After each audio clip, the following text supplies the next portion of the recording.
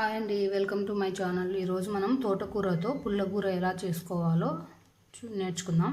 దీనికి కావాల్సిన ఇంగ్రీడియంట్స్: తోటకూర 4 కట్టలు తీసుకున్నాను, కట్ చేసి వాష్ చేసి పెట్టుకున్నాం. టొమాటో ముక్కలు, టమాటోలు ఒక 4 తీసుకున్నాం. పచ్చిమిర్చి ఒక 20 తీసుకున్నాను.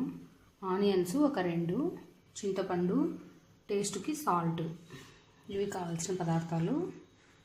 పచ్చిమిర్చి ముక్కలు, ఆనియన్స్ ముక్కలు నేను క్రష్ చేసి పెట్టుకుంటున్నాను. అలానే టొమాటోస్ కూడా క్రష్ చేసి పెట్టుకుంటాను. ఆనియన్, పచ్చిమిర్చి క్రష్ చేశాక ఇలా ఉంటుంది. టొమాటో కూడా క్రష్ చేసేసాము. ఇది పిజియన్ చాపరు. ఇలా క్రష్ చేసుకున్న వాటిని మనము ఎలా చేసుకోవాలో చూపిస్తాను. ప్రాసెస్ పుల్లకూర.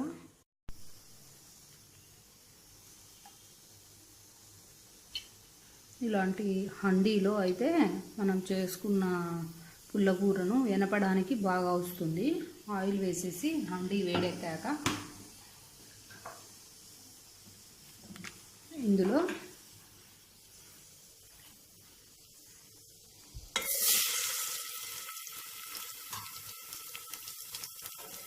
పచ్చిమిర్చి ప్లస్ ఆనియన్ తరుగు వేసేసాము. ఇది బాగా వేగిన తర్వాత టమాటా ముక్కలు కూడా యాడ్ చేసుకున్నాను. ఇప్పుడు టమాటా క్రష్ చేసి పెట్టుకున్నాం కదా, అది కూడా ఈ ఆనియన్స్ పేస్ట్లో యాడ్ చేసేస్తాను. కొద్దిగా మగ్గించుకోవాలి ఒక 5 minutes. Tomato, onion, green chillies బాగా ఫ్రై అయిపోయాయి. ఇందులో మనము ముందుగా తరిగి వాష్ చేసి పెట్టుకున్న తోటకూర ఉంది కదా, ఇవి కూడా యాడ్ చేసేసుకున్నాము.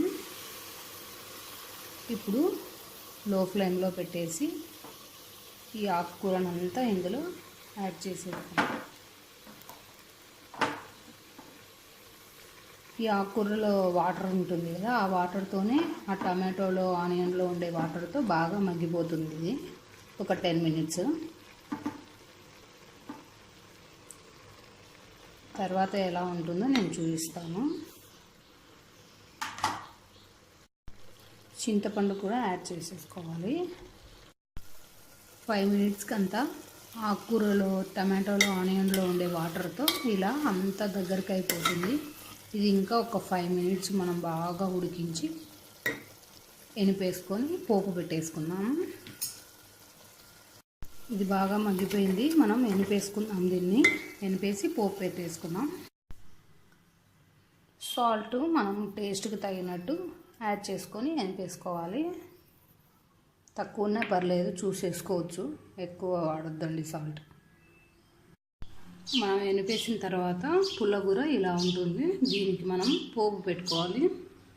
వెల్లుల్లి రెబ్బలు, ఒక ఎండుమిర్చి, కరివేపాకు, పోపు దినుసులు.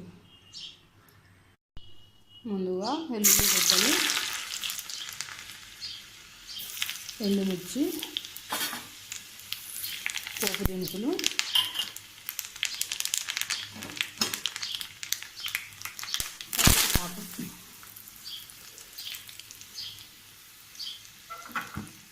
ఇవి మనం ఎనిపి పెట్టుకున్న పోపుని తోటకూరలో యాడ్ చేసేసుకోవాలి.